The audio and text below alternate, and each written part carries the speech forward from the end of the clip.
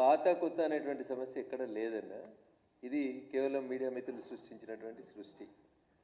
ఏ రోజైతే భారతీయ జనతా పార్టీ కార్యాలయానికి వచ్చి మా పార్టీ సిద్ధాంతాలు నచ్చినాయని మా కండువా కప్పుకుంటారో ఆ రోజు నుంచే వాళ్ళు భారతీయ జనతా పార్టీ నాయకులు. ఇక దానికి సీనియరు, జూనియరు, పాత, కొత్త ఇదంతా మీడియాలో వచ్చేటువంటి టెర్మినాలజీ అండ్ టెక్నాలజీ భాష తప్ప పాత కొత్త ఏముంటుందన్న. నేను భారతీయ జనతా పార్టీ నాయకుడు నేను చెప్పుకుంటాను. ఎన్ని సంవత్సరాలు నీ స్టాండింగ్ అని ఎవరైనా అడుగుతారా? ఇదేమైనా కోర్టులో కేసు వాదించడమా, సీనియారిటీ ఇచ్చేది ఉందా? కండువా కప్పుకున్న మరుక్షణం నుంచే మా పార్టీ నాయకులు మా సిద్ధాంతం నచ్చి మా ఆఫీస్కి వచ్చి మా నాయకత్వాన్ని బలపరుస్తూ కండువా కప్పుకున్న మరుక్షణమే అది ఉంటుంది. కాబట్టి నేను మళ్ళీ చెప్తా ఉన్నా, ఏమనంటే మీడియా మీద రఘునందన్ దాడి చేస్తుండంటారు. నేను మళ్ళీ చెప్తా ఉన్నా, మీ మీద స్వతంత్రం ఉంది కాబట్టి మాట్లాడుతూ ఉంటాను. నేను తప్ప ఎవరు మాట్లాడలేరు కాబట్టి మాట్లాడుతున్నా అని మాట్లాడుకుంటారు. కండువా కప్పుకున్న మరుక్షణం నుంచి మా పార్టీ, మా కుటుంబంలో ఏమైనా సమస్యలు ఉంటే తప్పకుండా పరిష్కరించుకుంటాం. భారతీయ జనతా పార్టీ అందరినీ, సిద్ధాంతాన్ని ఇష్టపడి పనిచేసేటువంటి వాళ్ళందరినీ స్వాగతిస్తుంది. తిరిగి రమ్మని అడుగుతా ఉన్నాం. పార్టీ ముందుకు పోతుంది, పార్టీ భవిష్యత్తులో అధికారంలోకి వస్తుంది. కాంగ్రెస్ పార్టీ మీద ప్రజలకు విశ్వాసం పోయింది అనేది నేను భావిస్తున్నటువంటి అంశం.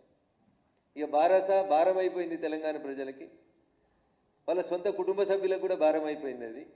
కాబట్టి ఇక దాని గురించి ఇంట్లోలకే ఇష్టం లేనప్పుడు బయట వాళ్ళ గురించి మాట్లాడే ఉంటుంది. ప్రజలకు భారమైంది కాబట్టి ఇల్లు ఇచ్చుకపోయింది, మనిషికో దారిలో పోతున్నారు.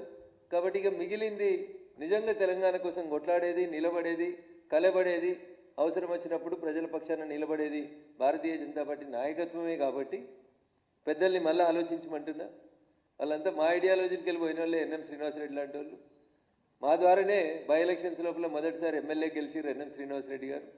కాబట్టి అట్లాంటి వాళ్ళు చాలామంది ఆ రోజున్న పరిస్థితులలో ఏమైనా తొందరపడి నిర్ణయాలు తీసుకున్నా మళ్ళీ ఆలోచించుకోవాల్సినటువంటి సమయం అయితే ఆసన్నమైందని చెప్పి నేను భావిస్తాను.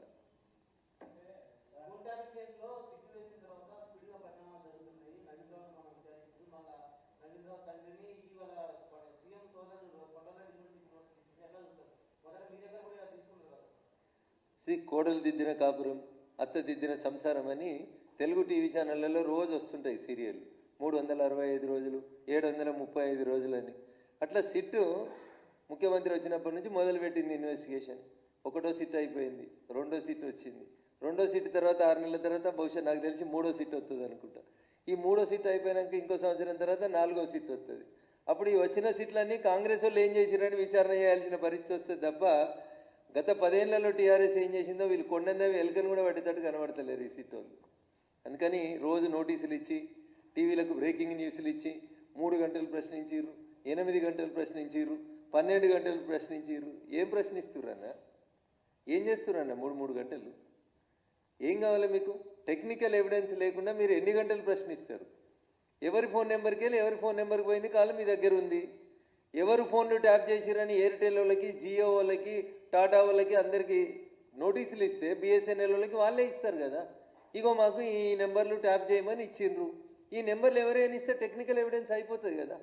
ఆయా కంపెనీల సీఈఓలను పిలిచి వాళ్ళకు వచ్చిన లెటర్లని, మెయిల్లని తీసుకుంటే that will become a technical evidence. ఓ రోజు రఘునందన్ రావుని పిలిచిరు, ఓ రోజు నవీన్ రావుని పిలిచిరు, ఓ రోజు కొండలరెడ్డిని పిలిచిరు, ఓ రోజు రేవంత్ రెడ్డి అన్నని పిలిచిరు, ఓ రోజు రేవంత్ రెడ్డి డ్రైవర్ని పిలిచిరు. ఏందన్నా ఇదంతా? పిసిసి ప్రెసిడెంట్ గారు రేవంత్ రెడ్డి గారు చెప్పలేదా నా ఫోన్లు ట్యాప్ అయినాయని? అదే రేవంత్ రెడ్డి ముఖ్యమంత్రి అయిన తర్వాత మొన్న మధ్యలో మీడియా మిత్రులు అడిగితే చెప్తాడు, నా ఫోన్ ట్యాప్ అయితే నన్ను కూడా వెళ్తురు కదా అంటాడు. అంటే ప్రతిపక్ష నాయకుడిగా ఏం మాట్లాడిండ్రు మీరు? ముఖ్యమంత్రి అయిన తర్వాత ఏం మాట్లాడుతున్నారు? ఇలా కొండలరెడ్డి గారికి సిట్ నోటీసులు, రేపు హాజరు కావాలి. ఎల్లుండి కొండలరెడ్డి గారి డ్రైవర్ను ప్రశ్నించారు, అవతల ఎల్లుండి రేవంత్ రెడ్డి గారు గన్మెన్ను ప్రశ్నించారు. ఎన్ని రోజులన్నా ఈ ప్రశ్నించుడు? ఫలితం ఎప్పుడు వస్తే చెప్పుండ్రి. అమాయకులు అల్కగా దొరికిరని 4 పోలీసు వాళ్ళని తీసుకుపోయి జైలు వేస్తారు. 6 నెలల తర్వాత వాళ్ళు యువతలకు వచ్చిరు. వాళ్ళు యువతలకు వచ్చి కూడా మళ్ళీ 6 నెలలు అయ్యాయి. కర్త కర్మ క్రియ ఏళ్ళన్నీ ఒక్క దిక్కే చూపెడుతున్నాయి. ఒక్కని పిలిచేందుకు మీకు భయం అవుతుంది సిట్కి. వీళ్ళు వాళ్ళు ఆఖరికి వాళ్ళ బిడ్డ కూడా చెప్పింది కదా, ఇంటి అల్లుని ఫోన్ ఇవ్వడాన్ని ఇంటి ఆర్డర్ ఇంతకంటే ఫాల్తు పంచాయతీ ఉంటుందా అని అడిగింది బిడ్డ. ఇంకా ఎంతకంటే ఎక్కువ సాక్ష్యం ఏం కావాలి? ఇంటి అల్లుని ఫోన్ వింటారా అని అడిగింది. నీ భార్య ఫోన్ వింటారా, నీ భార్య ఫోన్ కూడా వింటావా అని అడిగింది. మరి బహుశా వాళ్ళ వదిన ఫోన్ కూడా విన్నారని అన్నేమన్నా డౌట్ ఉందేమో.